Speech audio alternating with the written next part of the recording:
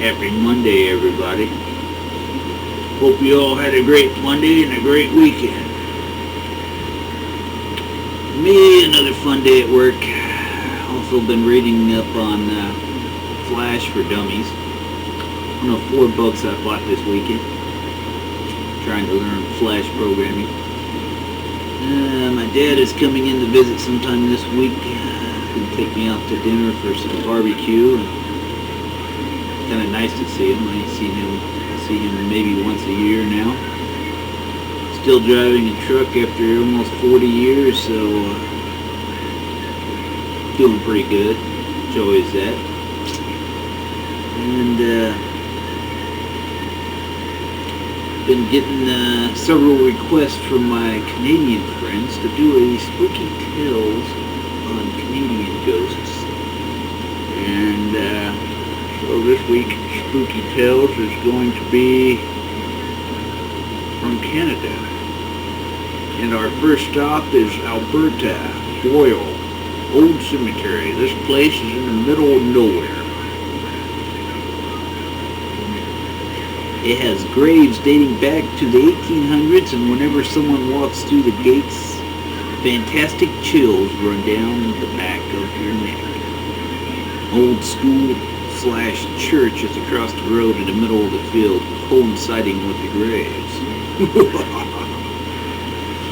And let's see, we're still in Alberta, this time Calgary.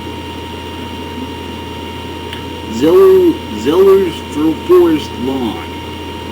In the store we have a ghost everyone calls George. He likes to throw things off the shelves and to turn up stereos. Just recently, they were all around the front of the store for their nightly meeting. All the music was off, and suddenly from the part of the store in which no music or stereos were located, bagpipe music started to play. Everyone knew it was George. And again, with Alberta, Grand Prairie, old movie theater. A movie theater full of people burned down. If you walk by, you feel like you're being watched and you hear whispers. If you get too close, you will hear footsteps running away. If you go inside, you will hear screaming and what seems like fire. You see burning ghostly figures out of the corner of your eye. And next we go to British Columbia, New Westminster, the Glenbrook Ravine Park. A ghost was spotted several times walking across the hill.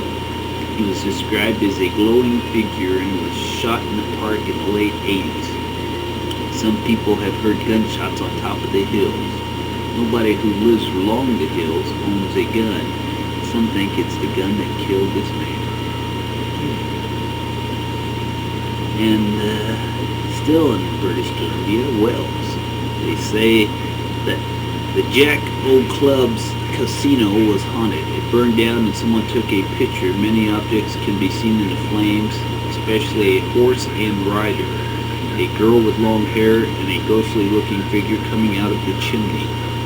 When the casino burned down, the people who owned it built a new one right on top of it. People who work there say that the doors open by themselves and lights go out automatically. And on stormy nights, music and feet tapping to the music can be heard. Okay, now we go to New Brunswick, Canada. Miramachi. The ghost of a headless nun is said to be seen on the footbridge that leads from one side of the cove to the other. I think it's Miramachi. I'm probably totally destroying that. But now we go to Ontario, Fort Erie. The old fort, over 150 men are buried on the ground of this 1812 fort. There have been numerous sightings of 2 ghosts in particular. One, the ghost of a woman in a bunkhouse. There was even a photo taken and published in the local paper. The other is said to be a soldier that haunts the mess hall. There have been many sightings reported by employees. And last but not least, we're still in Ontario. Lucan, the Donnelly gravesite. The Donnelly gravesite is said to be haunted by the Donnellys, who are buried there. The corpses come out of the ground at night and start fights with other ghosts. Just gotta love fighting Donnelly ghosts of Ontario. And that is it for this week's on Spooky Tales. And we're doing some new stuff probably next week for Spooky Tales. Maybe hit Canada again. If you have any ideas, drop me a line. Let me know what you're looking for in Spooky Tales, and I'll see if I can find it. So have a good night, everybody.